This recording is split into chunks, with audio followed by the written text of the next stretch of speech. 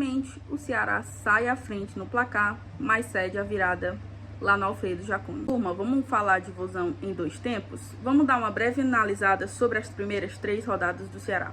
Enfrentou o Bragantino fora de casa, começou bem, poderia ter saído de lá com os 3 pontos, mas infelizmente não deu e o Vozão cedeu o empate para o Bragantino, mas pontuou fora de casa, que é bom e é importante. Veio para casa, jogou contra o Grêmio e fez o dever de casa, 3 pontos para o Vozão. E na partida de ontem contra o Juventude, no Alfredo Jaconi, que é muito difícil vencer, o Vozão novamente não conseguiu quebrar o tabu e saiu de lá com a primeira derrota da Série A. O Ceará começou o primeiro tempo muito bem, né? Eu acho que os primeiros 30 minutos do Ceará do primeiro tempo foram muito bons, né? E aí o Ceará fez o seu gol com o Allion, né? Uma jogada boa do Pedro Raul, né?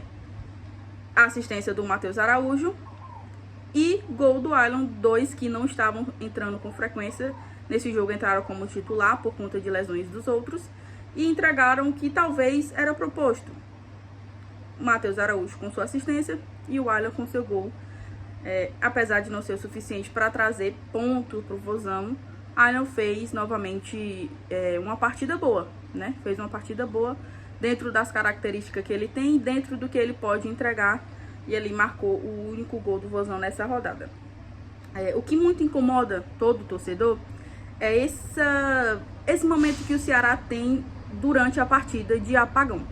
O primeiro gol do Juventude foi um apagão da zaga, né? A zaga do Ceará tinha 3 atletas do Ceará na frente e um atleta do Juventude sozinho atrás dos 3, que foi exatamente o cara que fez o gol, né? O Juventude não precisou fazer nada, só lançar a bola na direção daquele cara que ele iria marcar o gol, até mesmo se ele tivesse marcado, porque quem era para estar marcando ele era o Fabiano.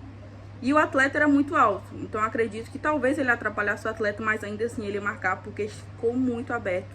O gol ficou muito aberto para o empate do Juventude. E aí, a virada foi de um erro individual, ao meu ver. Erro individual do Lourenço e erro individual do Léo Condé. E eu vou explicar por que eu acho que foi um erro do Léo Condé. Porque o Lourenço vinha jogando mal desde o primeiro tempo.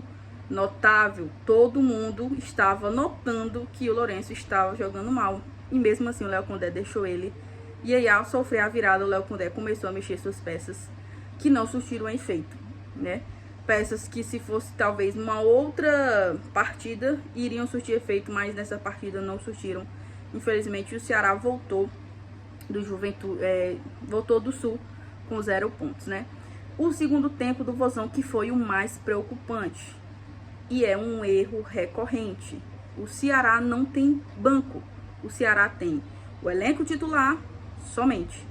É tanto que o Ceará sentiu bastante as lesões de Mugni, Matheus Bahia e Fernandinho, que poderiam ter sido o diferencial no jogo de ontem, né? Então, assim, eu às vezes até entendo o Léo Condé, de você olhar para o seu banco, você vê 3 garotos da base, 3 atletas que nunca jogaram um alto nível, uma Série A, e ter só zagueiro, né? Tem zagueiro, tem lateral, mas não tem volante, não tem meia, e não tem atacante, não tem ponta. Então realmente fica difícil de você fazer qualquer tipo de substituição durante as partidas, né? Então assim, meu cabelo tá voando aqui porque eu tô no ventilador, porque senão eu vou morrer aqui de calor, né?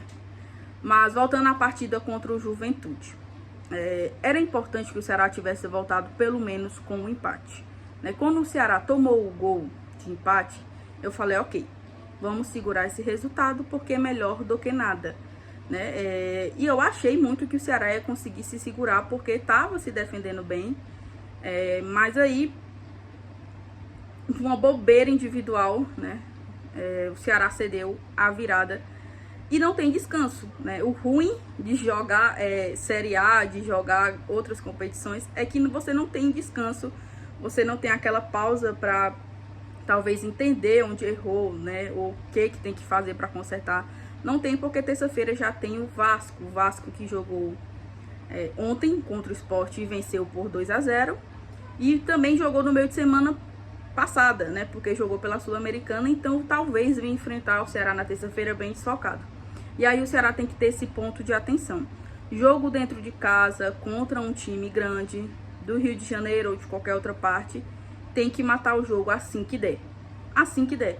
Primeira oportunidade não pode ser desperdiçada, porque no jogo de ontem mostrou como as chances que nós criamos são desperdiçadas e são muito cobradas lá na frente, porque o Galeano ontem teve 2 oportunidades de marcar gol e não marcou, e aí o Juventude teve as suas e marcou e saiu com 3 pontos. Então esse é o ponto de atenção que eu tenho para o Ceará para esse jogo contra o Vasco. Ainda analisando a partida do Juventude, gostei muito da movimentação do Matheus Araújo. Ele realmente é um diferencial para o Ceará. E fico muito feliz que o Ceará tem ele no elenco, né? Ele é nosso, podemos dizer assim, né? Então, e eu torço pro crescimento dele, né? Principalmente agora nesse momento de lesão do Mugni, acredito que ele vai ser muito utilizado. E eu espero que o Condé utilize ele da melhor forma possível. É isso, gente. Falamos sobre o primeiro tempo do Ceará, segundo tempo. Falamos também sobre os 2 primeiros jogos, onde eu não consegui fazer vídeo, né? Peço até desculpa para quem acompanha. Mas tá aqui um pouquinho, falei um pouquinho sobre eles, falei sobre o Juventude e a partir desse não tem mais pausa, tá? Todos os jogos do Ceará, seja fora, seja em casa, vai ter vídeo pra gente analisar como foi a partida. Peço que você se inscreva no canal, tá? Ajuda demais. Curte e comenta o que você achou da partida, tá? E também vai passar aqui em cima, em algum dos lados, a minha rede social. Vocês podem me seguir lá nas redes sociais, que eu também falo de Ceará lá, tá bom? Espero que vocês tenham gostado e até o próximo.